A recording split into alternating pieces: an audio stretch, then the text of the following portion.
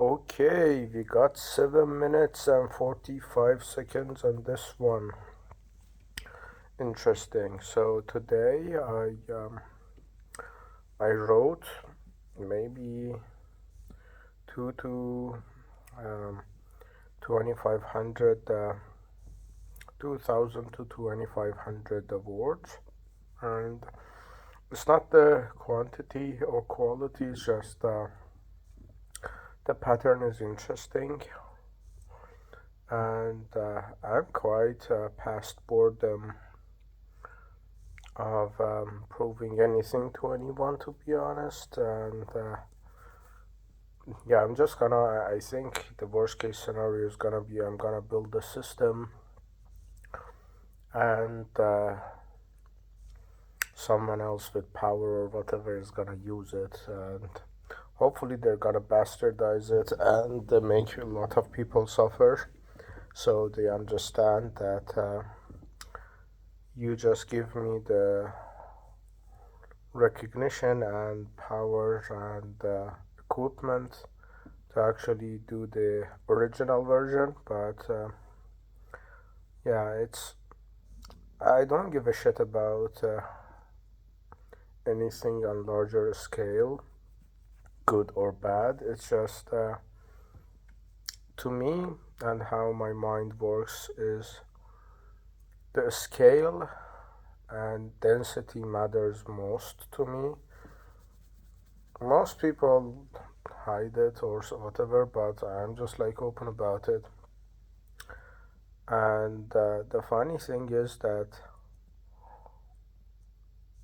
I don't have any problem with people dying on mass scale, or people's lives improved on mass scale. The scale matters most to me because as I see things is that you're alive for let's say average of 20 to 50 or 70 or let's say 80 years, and it's a toss of a die to see, okay, someone gets 20, someone gets 40, 50, whatever.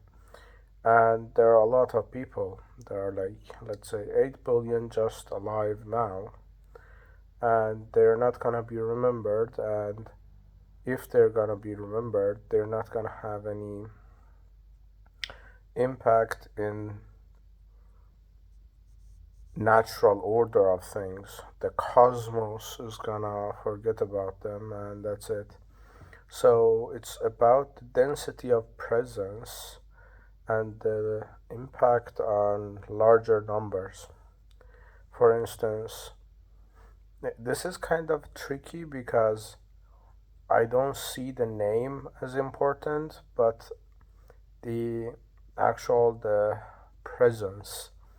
And sometimes, at least like to me, it's just presence and the name are historically associated together. But for me, that's not the same. For instance, if they say Hitler, Napoleon, Aristotle, Socrates, or whatever, it's the idea or the presence is attached to the name.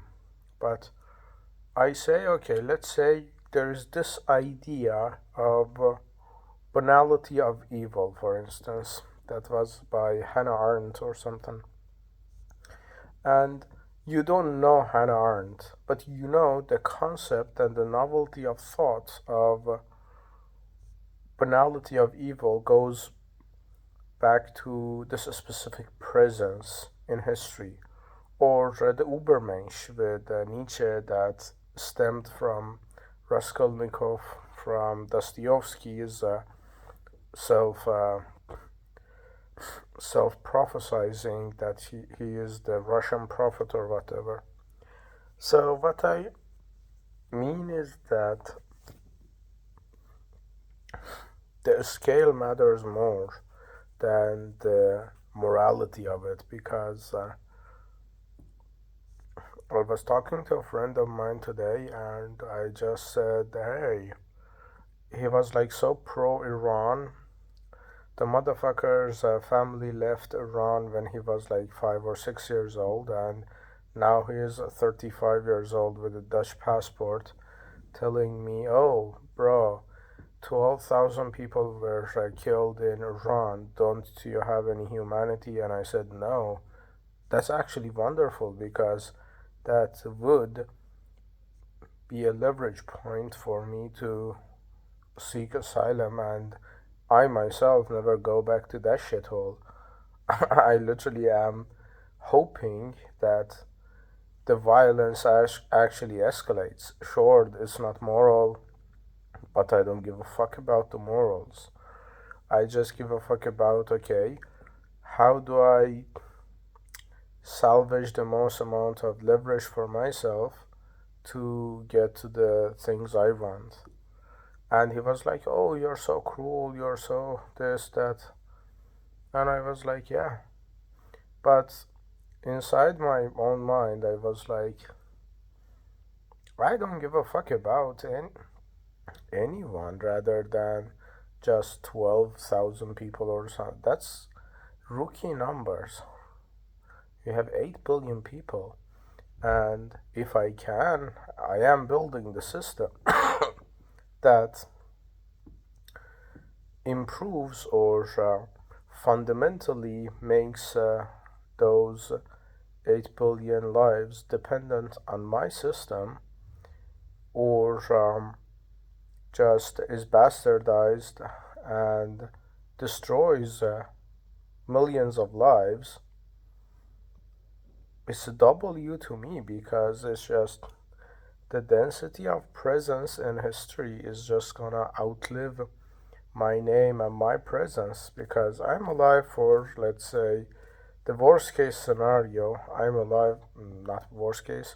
One of the cases is that I'm alive for 1 hour. After this hour, I die. And the other case is I'm alive for 50 years, but I still die. So I, I just live through the impact and the system.